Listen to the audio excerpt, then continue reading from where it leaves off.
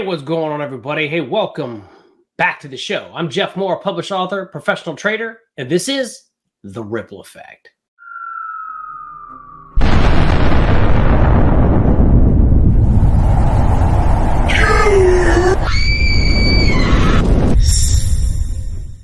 All right, everybody. Hey, welcome back to the show. Really quick, let me tell you what The Ripple Effect is. It's a reaction video. Okay, I watch videos related to XRP and Ripple. I'm a gigantic XRP guy. I've been in this space for a long time, and I love XRP. And I watch a lot of videos, okay? So I'm going to be watching this video. This is a no-holds-barred, which means if I don't like what the, in this case, the digital asset investor says, I'm going to say something about it. If I like what he says, I'm going to say something about it, okay? There's nothing personal. Let's get into the video. Ignition sequence start. 6, 5, 4, 3, 2, 1, 0. Liftoff. We have a liftoff.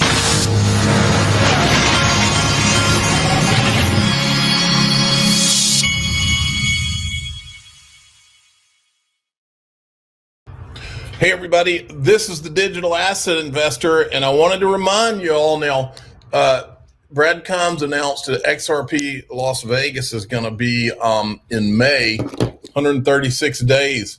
Now, I've got a link in the top of the description you can click to go get tickets. He's also... I mean, I don't know. I'm not going to personally go to the conference. I'm sure it's great, but I'm not going.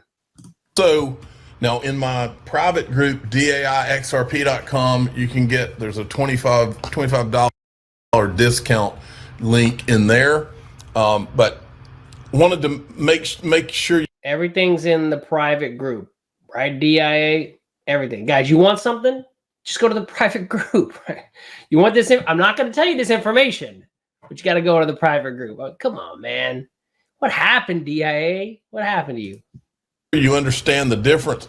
The tickets to XRP Las Vegas, which the link is in the description, is a totally separate event, even though the Chamber of Digital Commerce is doing their event those same 2 days. It's two different events. And so the thing I showed you before, this is futureofdigitalassets.com. Hey, let's be real, guys. My boy's doing a lot of promoting, right? Between him and Brad, I mean, I love you guys, but damn, bro, it is getting crazy with the promotions that you guys have. What has happened to y'all? That link's in the description too. This is a benefit dinner that the Chamber of Digital Commerce is putting on. Their benefit dinner is already $2,500 a plate, because it's a benefit dinner. They're $2,500 a plate? Did he just say $2,500 a plate? Yeah, I'm gonna go pay $2,500 a plate to go sit down at a dinner to hear somebody talk about something that we already know. Yeah, that's never gonna happen. Raising money, you know, for lobbying in DC and those types of things. And that's the dinner that Brad Garlinghouse, John Deaton, Michael Arrington, Chris Giancarlo. Now, Giancarlo is also going to be at Brad Combs' event.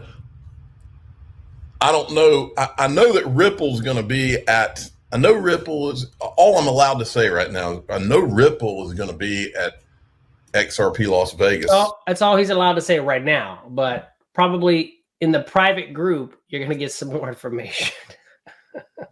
That people are going to, a lot of people are going to go to.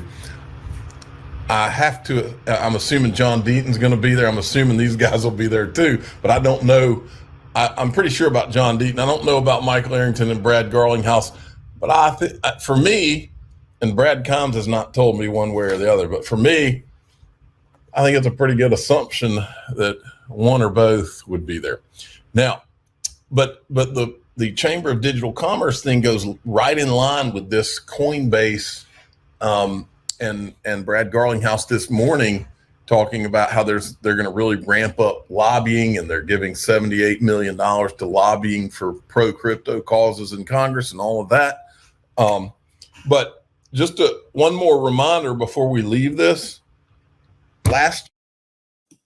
We're almost 3 minutes into this video, and all you've been doing, DAI, is promoting the conference and stuff. 3 minutes into the video. Here, Brad Combs, XRP Las Vegas, he was literally at the end of it, he was having to turn people away. Okay? He was turning people away at the end of this thing. So what? This year it's going to be, so what? I'm guessing 3 to 5 times bigger. It's the largest XRP conference in the world. If I'm not mistaken, isn't it like the only XRP conference in the world? And I think it's going to get larger. So go check it out. I am going, by the way. I'll never go. Speaking of Chris Giancarlo, here he was on I Bloomberg. love XRP, but I ain't gonna be paying $1,000 to go to something to it. For like rah-rah. It's not gonna happen. Bloomberg Radio. We will be seeing CBDCs of all kinds here in the United States, whether the United States deploys a digital dollar or not, because 130 countries around the world are currently exploring central bank digital currency or CBDC. Like Nicaragua has already done it, has it not? Well, let's put aside small economies. China has already done it, and they already have it in 260 million Chinese citizens' wallets. The European Union has moved from exploration to now development of a digital euro, and they expect to have it in place in the next 2 or 3 years. So the point I'm making, where's been deployed? Does it work? What's the experience? China's works. It's actually quite sophisticated. It's quite powerful. And in a matter of time, China will not only use it for domestic use, but will export it around the world as an export product. You could imagine in, say, 10 years, a digital bolivar, which is basically a white label version of China's digital yuan. It'll have interoperability with China's digital yuan for payments for, say, building up port facilities or water treatment facilities, but it'll be white labeled as a digital bolivar. You know, Chris, I think one of the sort of backlashes that comes up when this topic comes up is that the government will be able to sort of track exactly what you do with your money. And I feel like, especially in the U.S., people love their privacy. Politics, privacy is a big issue. How big of a stumbling block is that issue, do you think? So, Mike, first of all, it's a very legitimate concern. Yeah. Those representatives like Tom Emmer in Congress and DeSantis that have talked about this, they're not wrong to be concerned about this, because the benchmark thus far is China's digital yuan, which is designed for full surveillance of the population. Tracking me. And if that model were to be the basis for a digital currency here in the United States, it would be a disaster. It would violate the Fourth Amendment of the Constitution, amongst other things, but it would be a disaster. But let's put that in context for a second. So can a stable coin. Okay, so can any type of centralized system of value is going to be a honeypot for massive amount of data. So whether the government does it directly with a digital currency or does it indirectly by pressuring stablecoin operators to suck out all the data and hand it over to the government, as they've done with social media platforms. Right. The concern about privacy is the key concern. That's why we formed the Digital Dollar Project, to really encourage the United States to lead with its values. Folks, let me tell you, wouldn't it be, now think this is a part of all this CBDC conversation that nobody's really had. There's one simple, think about social media. There's a reason that the X platform now gets more views than mainstream media or any other media outlet. It's a very simple concept. The people find the truth. CBDCs will be no different. If most of the world is using CBDCs and they're using them, I agree with you 100%, DAI, 100%. Using them for the purpose of control.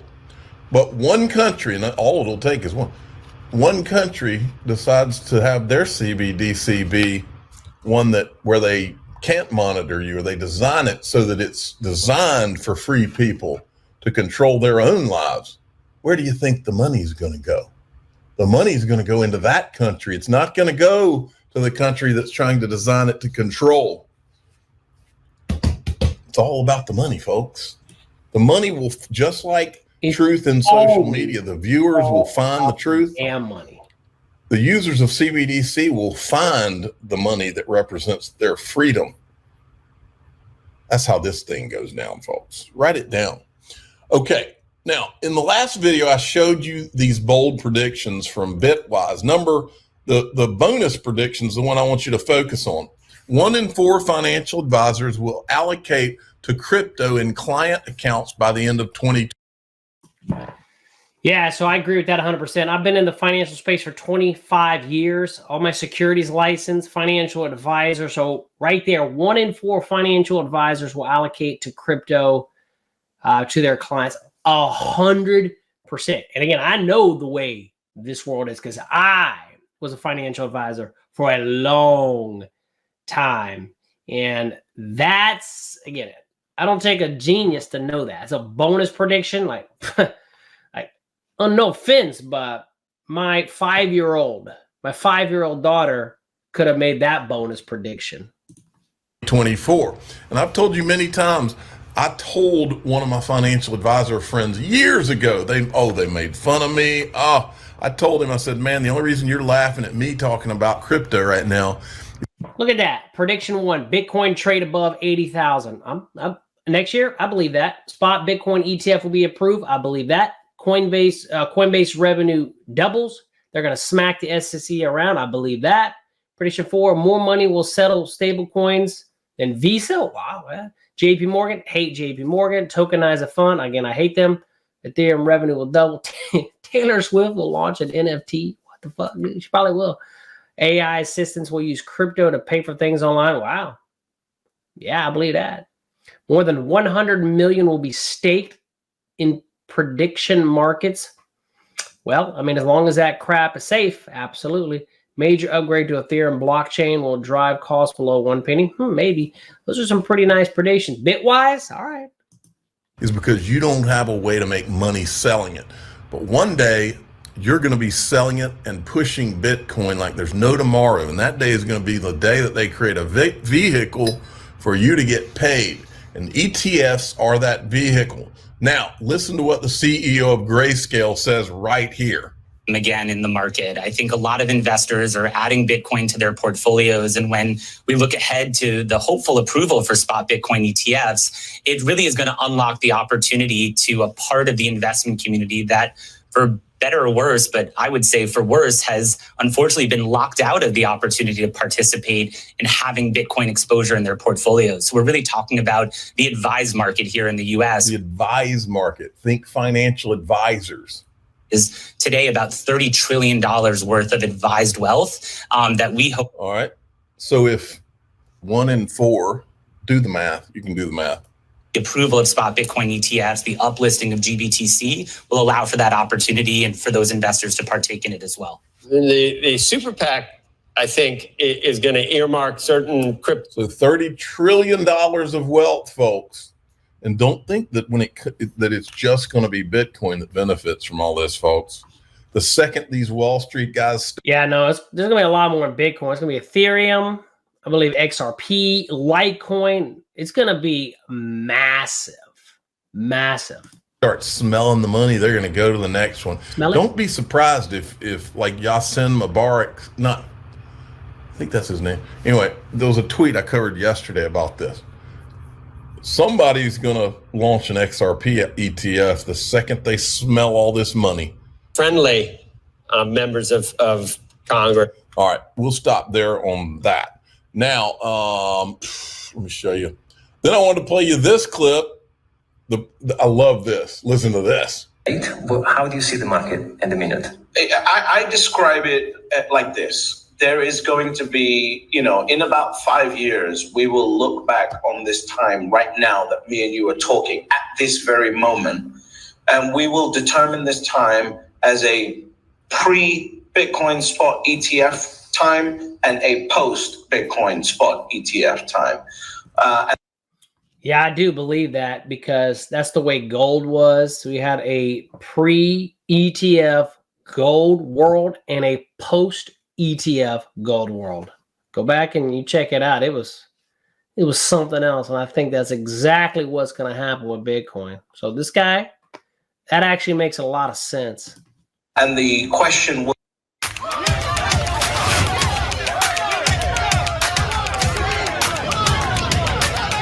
will be for you is, or for anyone watching is, were you in before the spot ETF or were you in after the spot ETF? This is a monumentally important moment for Bitcoin. And I genuinely believe that if you are too late to this, if you sleep on this because you're too busy, trading or, trying to DCA, which I hate again, trying to do all of these limp strategies, thinking that you are going to acquire Bitcoin. Bitcoin's going to price you out faster than you can imagine. Okay. The pre-ETF or the post-ETF world. Then there was this. Get ready, folks. Remember that guy, dude? Y'all remember Write that guy? It down. First, watch this.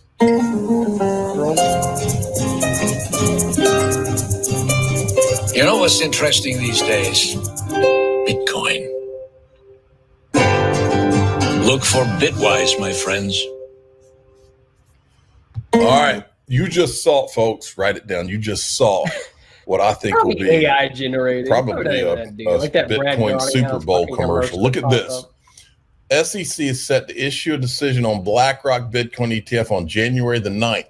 The Super Bowl is on February 11th. So they could literally announce that they can do these Bitcoin ETFs, and then imagine the money that will be spent on these advertisements to really, folks, I really do think 2024 is the freaking year. You know what? I'm with him 100% on that. 2024, in my opinion, is going to be the year. That's the year that as long as we're paying attention and we take, again, we got to be smart. That's the year that's going to set us free. I believe that as well. Believe it. Now, John Deaton tomorrow is having Stephen Narioff on, and I was just going to remind you of this. This video was the other day. That interview already took place. I watched that interview. Super interesting. Super interesting. I'll probably be talking about it in another one. The Bill Hinman commercial that John Deaton did a long time ago. Crypto Law, his law firm. And I said, John, you should ask Stephen Narioff if he has any further information on this. Now, speaking of that, folks, do you remember this video back when we were uncovering ETHgate? Do you remember this video? Well, let me tell you something, folks. I can't say any more than what I'm about to tell you. I'm going to say a little more in the group. Of course. But sure you're going to talk about it. I was sent something that I'm not going to play the video because I was asked not to, but I'm going to show the screenshot. You like how DI did it? He's like, he shows us, but I'm not going to play it. You got to go in my private group to get it. I mean, come on, DIA. If you're going to show it, then play it, bro. Don't do that, man. There's a lot of people that pisses off a lot of people. I personally don't give a shit, but that pisses off a lot of people. I was sent something that I was told is going to break this week at some point. And it has to do with it reminded me exactly of this right here, this video that we played of Joseph Lubin. And it involves Joseph Lubin. And I was told it's going to drop this week. Hey, when we go in the member group, I'm going to show you what I'm talking about. Fucking member group. God damn it. Anyway, I'm going to show you what I'm talking about. I'm the digital asset investor. I'm not an investment advisor. All right, buddy. Again, what does that tell us? Some cool stuff's coming. We know it, but to me, the biggest takeaway out of all that is the pre-ETF Bitcoin world and the post-Bitcoin ETF world. Hey, we'll find out. Hey, guys, if you found value, help me out, man. Give me a thumbs up. I'd really appreciate it. It helps support the channel. It helps spread this ripple effect show out to more people like you. And you know what? If you guys got any videos you'd like for me to react on, hey, send them my way. If not, I just go through my news feed, watch it. Again, I love XRP. Got to stay strong. Or like that. What does that guy used to say? Stay thirsty, my friend. Stay XRP, my friends. All right, everybody. I'm Jeff Moore. We'll see you next time. If you want to have more, you have to think more. Peace.